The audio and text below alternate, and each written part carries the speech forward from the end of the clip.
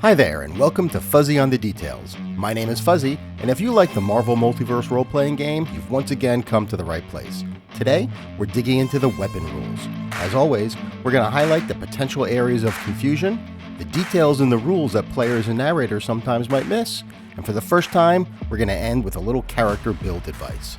So lock and load, let's get into the details. There is important information about weapons throughout the core rulebook, but the main rules are captured on page 34.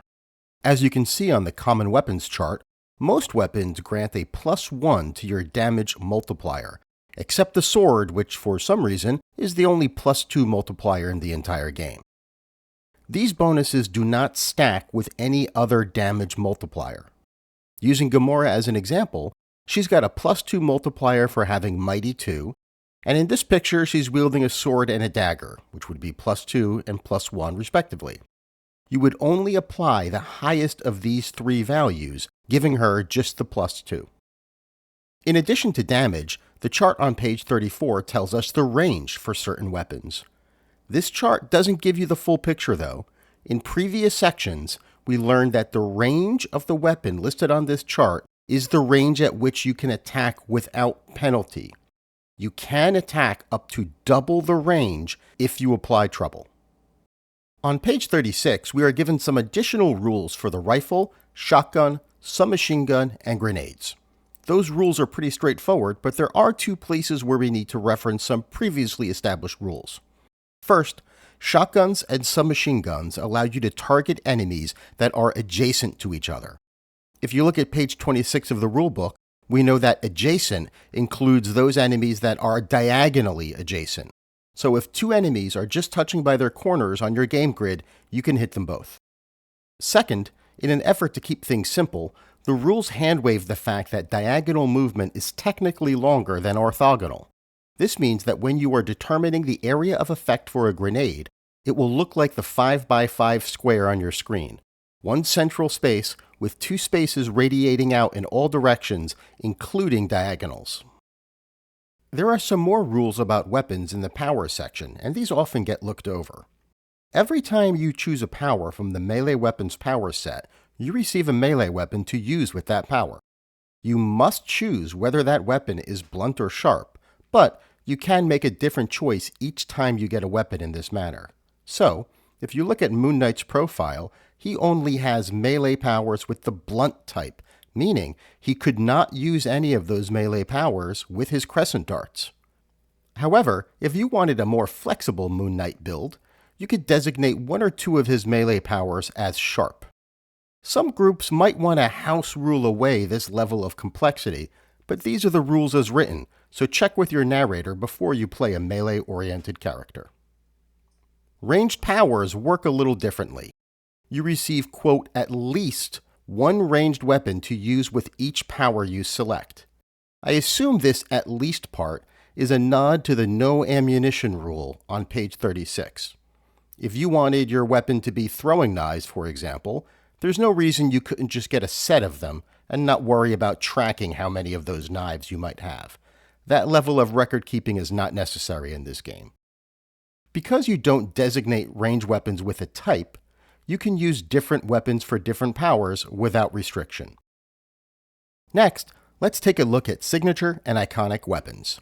Signature weapon is a tag that says the character is known for owning and using a specific type of weapon.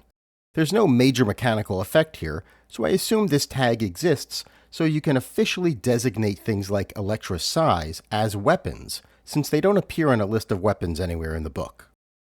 Signature attack is a trait for characters that favor a particular kind of weapon or power, granting an edge while using that power. So anytime Bullseye uses the sniping power, for example, he gains an edge.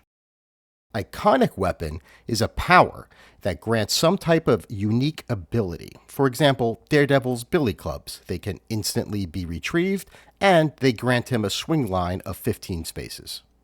Be aware that signature weapons usually do not have their multiplier increase reflected in character profiles. Iconic weapons do. Example: Deadpool is rank 4 with Mighty 1 and a signature weapon of Katana. His stats take Mighty 1 into consideration, raising his melee multiplier from 4 to 5, but not his sword, which would make it 6. Conversely, Daredevil is a rank 2 character, but his profile has a multiplier of 3 for both melee and agility attacks, thanks to his iconic Billy Club, which is taken into consideration. Looking at the improvised weapon rules on page 39, we see that characters can swing or throw anything their size or less as an improvised weapon. But generally speaking, this is not advantageous. Even a club or a knife has a +1 multiplier bonus. Attacking with an improvised weapon of about the same size, say a brick, would give you a -3 on your check to attack, with no damage multiplier. To get that same +1 bonus that a club has, you'd have to use a car as an improvised weapon. Now, while characters with Mighty can swing heavier objects like a car, they've already got a bonus to their multiplier for having Mighty, so any bonus you get for using an improvised weapon just won't stack. The only good use for this rule is when you need to attack someone at range and have no other options to reach them or to attack them, so it's better than nothing. Personally, I love when players want to do something creative with whatever terrain they see on a battle map. So I house rule that any character can treat an improvised weapon like a club or a knife if it is smaller than their size, rather than their size or less as the rules state. So, a character could smack somebody with a chair and it would function as a club, but if they tried to throw a body at somebody else, then the more restrictive rules as written would apply. That's a good segue into some character build advice. A knife makes a great backup weapon, especially at lower rank.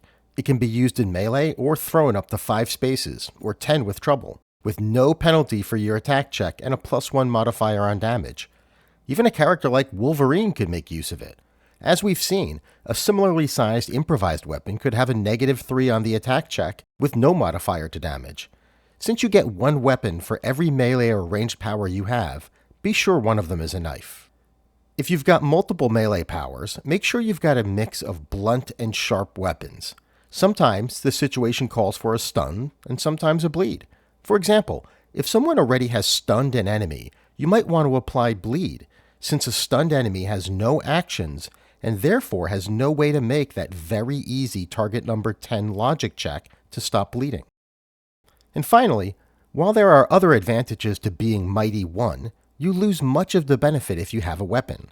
So consider a go big or go home approach and get higher levels of Mighty, or consider ditching the Mighty power and taking a trait like Big or Enhanced Physique if you still want to play a physically imposing character. The same applies to characters with Accuracy 1, which does not stack with the +1 multiplier for ranged weapons. Well, true believers, that's all I've got on weapons. Thank you once again for listening, and if you learned anything today, please consider hitting that thumbs up button or subscribing. More importantly, if you've got a suggestion on future topics that we can cover in this kind of detail, please let me know in the comments. Thank you so much, and have a great day.